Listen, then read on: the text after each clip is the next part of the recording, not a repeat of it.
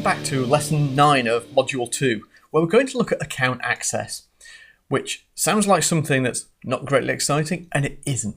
But there's a couple of things in here that are really important, and I would urge you, don't skip this, because particularly in a couple of minutes time, we're going to look at some things that will really make a difference and one day may get you out of a whole heap of problems. So let's dive in. First, a quick refresher. Lesson 7, we created our AdWords account. Lesson 8, we set up billing. This time, we're going to look at user access. So let me talk about access options. When you create an AdWords account, you create a default user. The email address you use to sign up is that user. And that is what's called an admin user. So that user has permission to do everything in the account. That's great. But it also means that it actually can be a problem, because if you lose access to that account and you haven't got any other users set up, you lose your AdWords account. Google cannot get it back for you. The help desk cannot do anything for you. You will be stuck. So if you lose access to that AdWords account, there is no plan B. You can't get it back.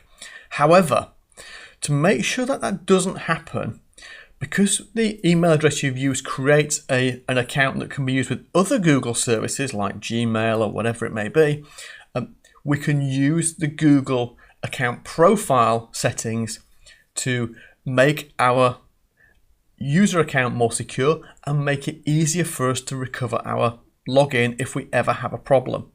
So we can do that by setting up some backup options, and I'm just going to quickly show you how to do that. So if I come to Google, first of all, log into your AdWords account as normal. And once you've logged in, go to a blank Google screen, any Google screen, and you'll notice that you're already signed in. So I'm signed in over here. This is just obviously a test demo user. It's got the name Gail on it. If I click on the icon top right and then click on my account, I've come into account settings. And what I can do now is, if I note on the left hand side, sign in and security, I can choose signing into Google. So if I click that option, then it will allow me to set up an account recovery email and account recovery phone number down the bottom of the page here. If I set those up, and I put them in place with a different email address and a phone number, so a different email address than the one I've signed up, and a phone number, and I follow the process to get access to the account. So it will ask you, it will send you a verification code to your phone. It will send a verification email to the email. Go through that process before you go too much further. Once you've done that, then if you ever get locked out of your account or you share details with somebody and they do something malicious, you can use the recovery process to get back into it. So I appreciate that's a few minutes of effort that's not greatly exciting, but trust me, we've had clients on a number of occasions contact us and say, I'm locked out of my account, how can I get it back? And if they haven't been through this process, there is no plan B. The account's gone. Start again, create a new account. So that's a problem. That's why this is important. So diving back in, I'm going to take you through now the different types of access. Be aware of these. You may never need to use them, but if you're aware of them, then you know. So the first thing is something called My Client Center Access. So if you work with an agency to manage your account, or you are an agency managing other people's accounts, there's a pretty good chance they'll do this through a My Client Center. So a My Client Center is an AdWords account that contains other AdWords accounts. It's as simple as that. You set one up with an email address that isn't linked to any existing AdWords account. So an email not used with Google currently, doesn't have to be a Gmail account, can be any email address that you like.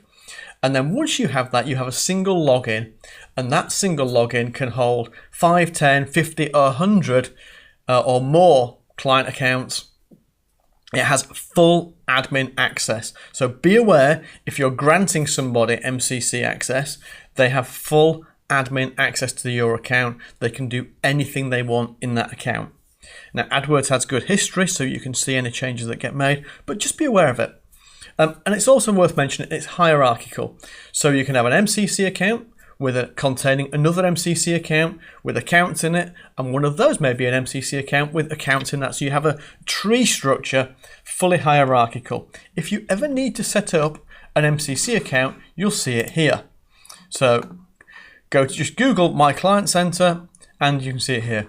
Google.com /My Client Center. Sign up, follow the process, identical to signing up for AdWords, because it is signing up for AdWords, you're just setting up for a different slightly different type of account. We use that all the time naturally as an agency. You will only use that if you're going to grant an agency access to your account. The next type of user is what you will have already. When you created the account, you created an admin account, which means that you can do anything. So a couple of things that are key that an admin user can do. Only an admin can set up conversion tracking, and you can critically manage other user access. So you can give access to other users. You then have what's called a standard user, which is very similar to an admin, but can't manage user access. And then you've finally got an email-only user. And an email-only user will just receive notifications. So they can receive emails from Google saying, ad disapproved, suspension, or any other notification that you want to send to them. So that's how the different levels work. So let me just show you that in AdWords itself. So where we handle user accounts, if we log into our account, top right-hand corner, there's this little cog symbol. This is the settings symbol in AdWords. Click on that and helpfully click on account settings. It isn't the clearest label in the world, but that's what they use. So what we're going to do here is click on account access. And what we can now do is add users. So as you can see here, I have a client manager user already, which is this one here, which is my MCC account. MCC accounts are always shown by number, and as the owner of this account, I can terminate access if I wish. So that's how you as a user can manage the account. If I want to add another user, all I do is click on the big red button. I'm going to put Rob.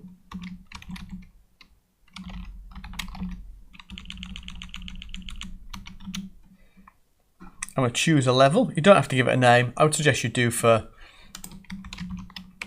just information purposes. And give it an access level. So here we can see admin, standard, read only, and email. I'm going to send an invitation. Oops. Let's go for standard access.